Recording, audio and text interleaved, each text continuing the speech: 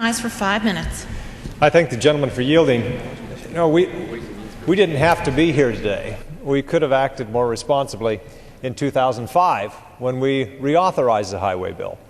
At that time, I heard a number of people, appropriators and others, stand up and say, we are authorizing more than we will have money for. We knew it at the time. Anybody who really looked at this knew that we were authorizing more than the Highway Trust Fund contained for projects. To make matters worse, and part of the reason we had far more than we could fund, is we had over 6,300 earmarks in the highway bill. That's why this thing was so big. That accounted for about $24 billion of the highway bill. Now, some of those projects, I grant you, would have been funded anyway in the highway bill. There were projects that a member wanted that would have been funded out of that highway or out of that state's formula anyway. But there are a lot of projects that would not. We all know of the infamous Bridge to Nowhere. That was part of this bill. But some of the lesser-known things that were in this bill that have far too little to do with transportation, I would submit. $16 million for the Bremerton Pedestrian Transportation Center in Washington State, $3 million for a parking garage in suburban Chicago, $3.5 million for pedestrian walkways and streetscaping in the village of Western Springs, Illinois, $3.5 million to improve the Pennsylvania Executive Mansion exhibit, $1.5 million for the American Tobacco Trail in North Carolina, $800,000 for a Transportation and Heritage Museum in Tennessee, $4 million for bike trails and park space in California, $1 million for the Please Touch Me Museum in Philadelphia, $1 million for the Blue Ridge Mountain Center in Virginia. These are earmarks that are funded in this bill. Part of the reason we're having to steal money from the general fund and fund back the Highway Trust Fund because we just went hog wild back in 2005. Just a few examples of some others. $2.75 million for renovations to the National Packard Museum in Ohio, $2.4 million for the National Infantry Museum. Might be a good museum, probably shouldn't be funded out of the Highway Trust Fund. Yet instead of going in and saying we're going to rescind these earmarks if they haven't been funded yet, some have, some haven't, we're saying we're going to take from the general fund.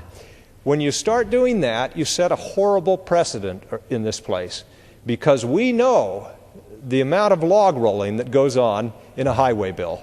And if you don't have the natural ceiling that exists with a highway trust fund where you say we can spend that much and no more, if you can say, well, when we run out, we'll just go and take from the general fund, then Katie, bar the door.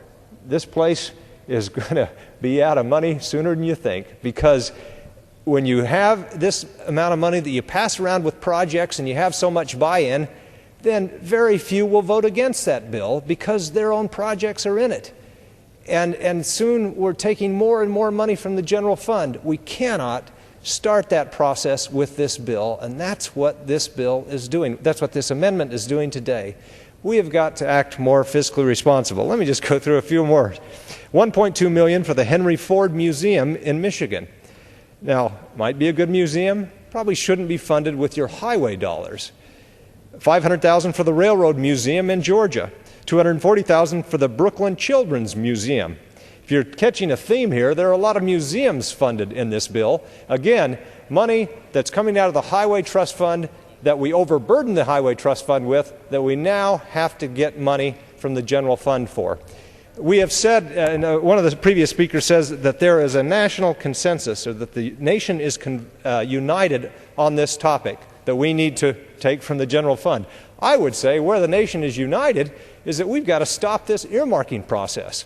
And if we get to it next week, hopefully we will, the appropriation bill for the Department of Defense, you'll see more of it, because that bill contains 1,200 earmarks. The bill that's been marked up in the subcommittee of appropriations for defense, 1,200 earmarks. I took a look at it just to see. It's very difficult to see where the money is and where it's going, but one thing we could see is what we see in every bill that contains a lot of earmarks.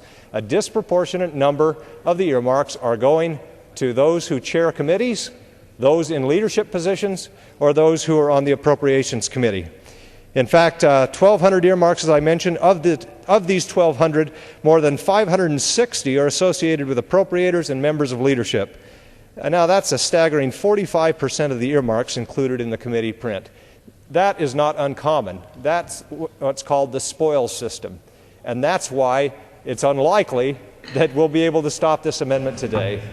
Please, let's be fiscally responsible. The gentleman's time has expired. The gentleman from Georgia.